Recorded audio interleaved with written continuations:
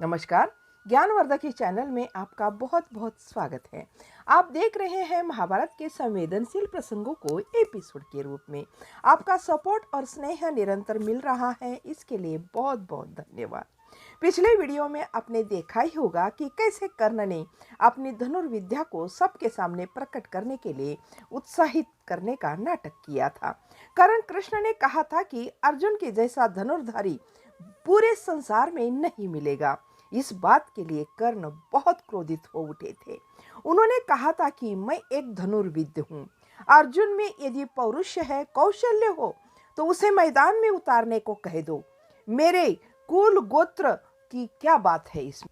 कृष्ण ने कहा था, महाराज धृतराष्ट्र के सारथी के पुत्र होना तुम, क्षत्रिय को चुनौती देने की उदंडता तुम में कहां से आ गई?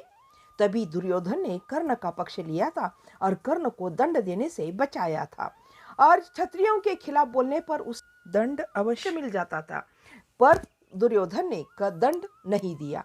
कर्ण ने मुड़कर दुर्योधन की ओर देखा। वह ध्यान से कृष्ण की ओर देखे जा रहे थे, दोनों भी। तब दुर्योधन ने कर्ण की ओर जो स्नेह का हाथ आगे बढ़ाया था, वह आखिरी दम तक वो निभाता रहा। कृष्ण ने कर्ण को कहा था कि कर्ण, दुर्योधन कोई तुम्हारा मित्र नहीं है जो इतना साथ दे। एक बार तुम कहकर देखो कि मैं पांडवों के विरुद्ध नहीं लड़ूंगा, तब सच में मित्रता की परीक्षा हो जाएगी। कर्ण सोचता रहा, क्या कृष्ण की बात सत्य? अर्जुन और कर्ण का पहला परिचय ही स्पर्धा में हुआ था। स्पर्धा का अर्थ है मात्सर्य, जो कर्ण में बढ़ता ही जा रहा था। उसके बाद जब भी पांडवों और दुर्योधन के बीच हुए प्रत्येक झगड़े में कर्ण अर्जुन को ही ललकारता रहा।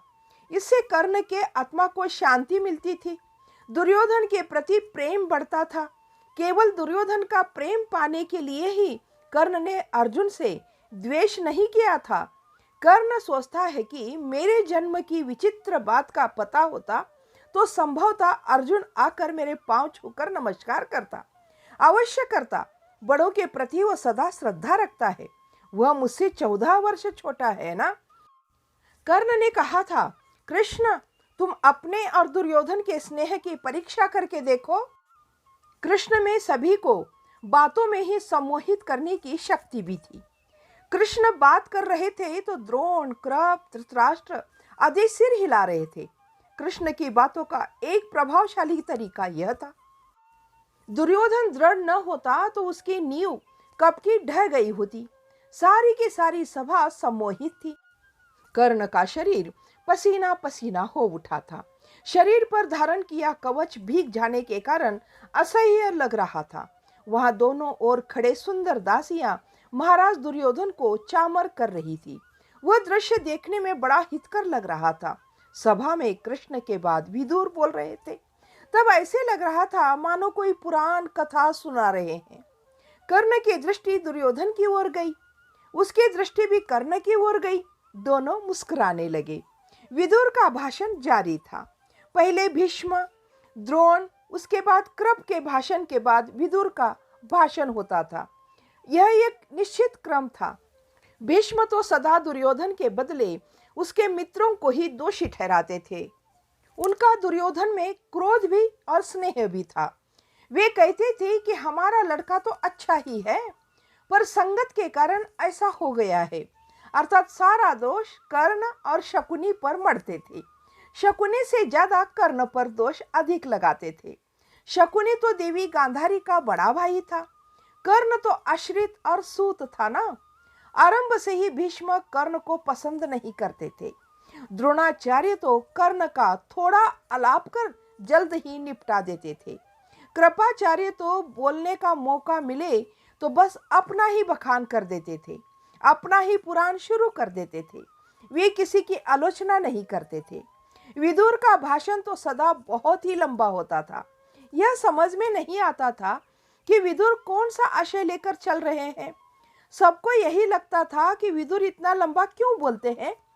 अब इसका वास्तविक उत्तर कर्ण को सूझा कि वास्तव में विदुर सूत है। राजभवन की खास दासी रानी की सखी से पेट से वो जन्मा है, परंतु पैदा करने वाला तो वन में आश्रम बनाकर वेदाध्ययन करने वाला मुनि है। विदुर में योद्धा बनने योग्य शक्ति है ही नहीं, और राजभवन का सुख त्याग कर जंगल में रहकर विद्याध्ययन की मानसिक शक्ति भी नहीं, फिर ऐसे सूत सहज रूप से पुराण प्रवचन ही तो करते हैं। वही विदुर ने आरंभ कर दिया था।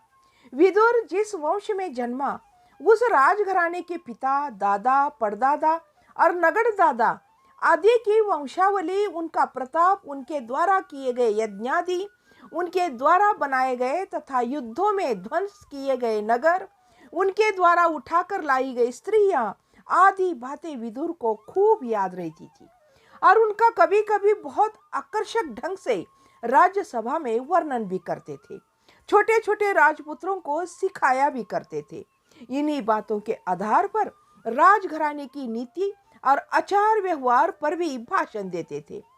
कुरुकुल के बारे में भी जितनी बातें विदुर को पता थी ना, उतनी बातें भीष्म को भी पता नहीं थी। अपनी वंशावली को याद रख उस पर लिखने वाले इस विदुर के लिए भीष्म के मन में बड़ा ही आदर भाव था। उससे आदर पाने के कारण विदुर के मन में भी भीष्म के प्रति बहुत सम्मान था। इसी कारण विदुर का इतना महत्व बताया जाता है, इसलिए विदुर की नीति प्रसिद्ध है।